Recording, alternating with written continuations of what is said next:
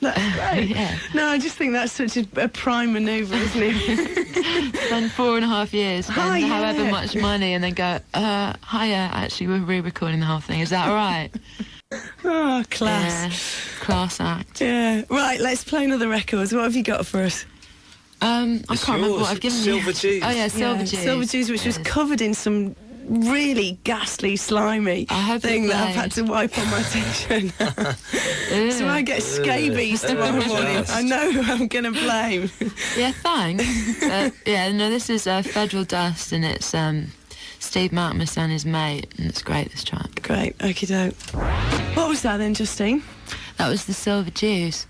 And it is Steve Malkmus. Yeah, from Pavement. The lovely Steve Malkmus. Yeah, and his mate. And that was out a couple of years ago, I think, about 2 years ago. Yeah. It's a good record. That's great, Highly recommended. I've got another email here from Yozza who's saying he's just driving back listening to the show, and he said, I have one question that has puzzled me for 5 years. So we're talking a hardcore, old school fan here. Glastonbury 95, Elastica set, Vaseline. Who was the stark bollock naked guy who jumped all over Justine and Donna? Right, he's an old mate of ours called Ant, and he was dressed as George Best that day for a laugh, and did actually look quite a lot like him. And I said to him, why don't you come on stage for the last number and do a bit of a George Best? And he's like, yeah. And Damon was actually standing side stage with him, and I don't know what they were up to, but by the time it got to Vaseline, Ant had decided that it would be a good idea for him to take all his clothes off and come on stage live on Channel 4, full frontal. And he actually subsequently became our keyboard player. We took him on as a keyboard player for an American tour, and now he's writing songs for Robbie Williams. Crikey. And playing with Joe Strummer. Yeah? Yeah, he's a guitarist for Joe Strummer. Yeah. Run on Naked in our set, and fame and wealth shall come your way. Can you imagine the festival stage this year? Just the entire audience ripping all their clothes off and hurling themselves at you. It's not a beautiful sight, I don't think. Yeah. English audiences.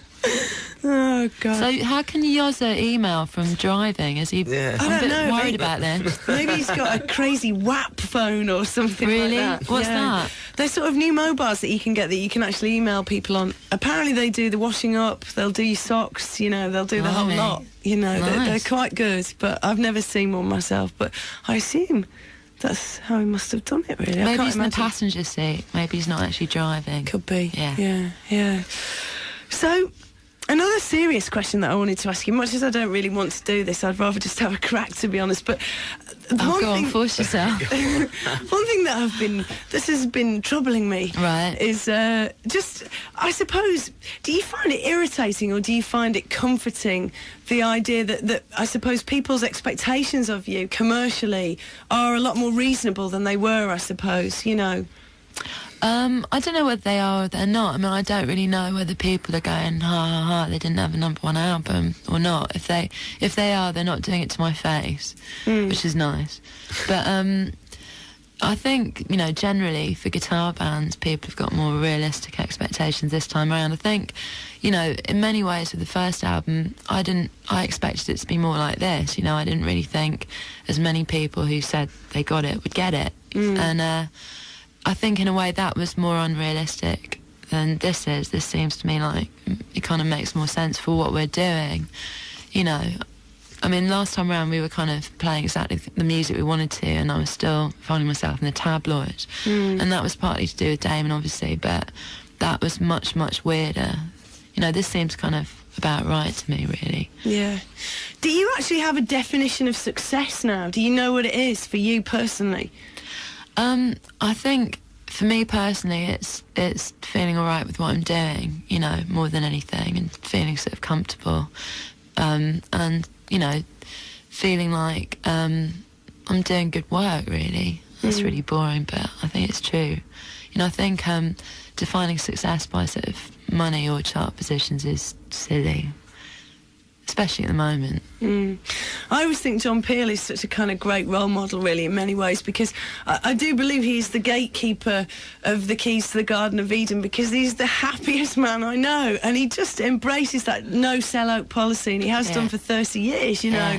And I've never seen a more, sort of relaxed, tranquil, happy man. Of course, until last week when his sewage septic tank exploded back into his house, which made him very, very unhappy. It's actually very unusual for a Virgo, because he's a Virgo, isn't he? Like me. And we're generally miserable bastards.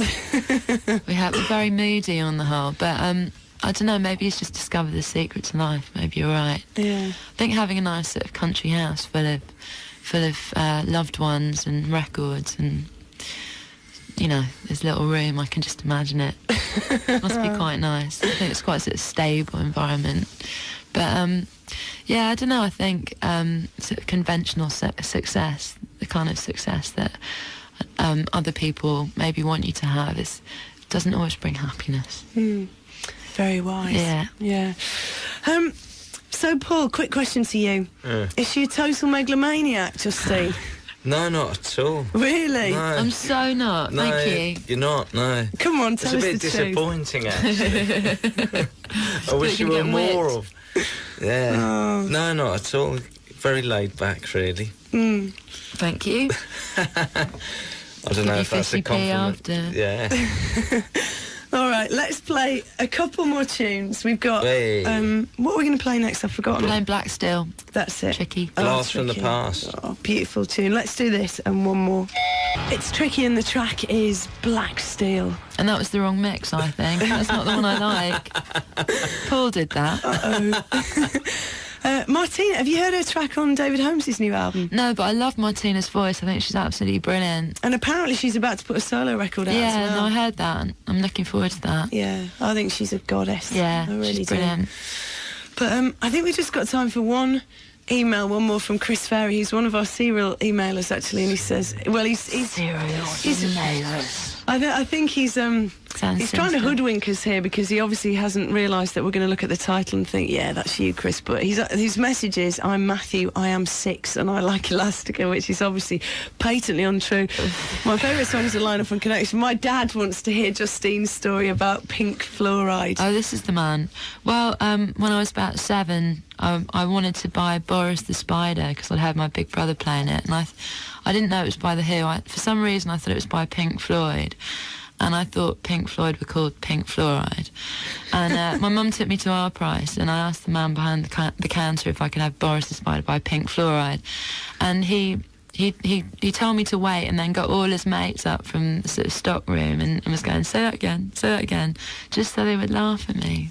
Oh. The sad story. So there you go, Yeah, Matthew. but at least I was trying to buy a Who track at 7 or whatever, so yeah, it's not too bad. That's pretty good going, Yeah. actually, at age 7, Yeah. really. That you weren't a sort of Osmonds or Bay City Rollers fan. you know. Taste from the first. Yeah. Well, it's been an absolute joy to have you in this evening. Thanks very much for enjoyed it. coming. Thank you. Anytime. The single's out on Monday, isn't it? Mad Yeah. Dog, with billions of B-sides and loads of Yeah. mixes, which is Yeah. always ace. And I know that it's something you always do. I assume it's probably not chart eligible, and you don't give a damn about that. Actually, it is chart eligible. So if you're going to buy it first week. I think we're putting a limited amount out as well, but it's got a great B-side on the single. And a great sleeve, really good painting on that sleeve. Yeah, which my flatmate Maya did, name check. And a really good, was it Alpine? No, it was Away Team. Did a Away really good Team mix of this, yeah. Yeah. Which is quite country and western, which I really like. It's got a couple of gems on it, I think. So go and buy it. Yeah. And of course, people can see you at Glastonbury, they Yeah. can see you at Leeds Yeah. and Reading, and I'm sure if you look at the lineups, you'll see roughly, what kind of time of day that they're on. I would imagine sort of mid-evening. Well, at Glastonbury? Yeah. Yeah, I think we're on before Death in Vegas, and they're on last. And there's a sort of dance thing happening. Dance. Serial dance. Serial yeah. dance, And yeah. Reading were doing it with Super Ferries and Gomez and Beck and Pulp. Lovely. So that should be a laugh as well. Yeah. Great stuff. So one final tune. What's it going to be, Justine? This is ESG, who I think I discovered first. And I'm kind of annoyed in a way that they've had so much press in all the style mags and stuff, but don't let that put you off, because they're brilliant. And this track's called Moody. I think you should stick your flag in it. You know how people do with bits of cheese? Yeah. You should just write Justine on a small flag and stick it in every single record. You know, go to Tower tomorrow and do it. Absolutely, I will. If it's in Tower, do you reckon it? Well, they've re-released it. Yeah, they've just done one on Soul I've got Jazz. the original. Yeah, Here we go. Justine's final choice this evening then, ESG. Let's hear it.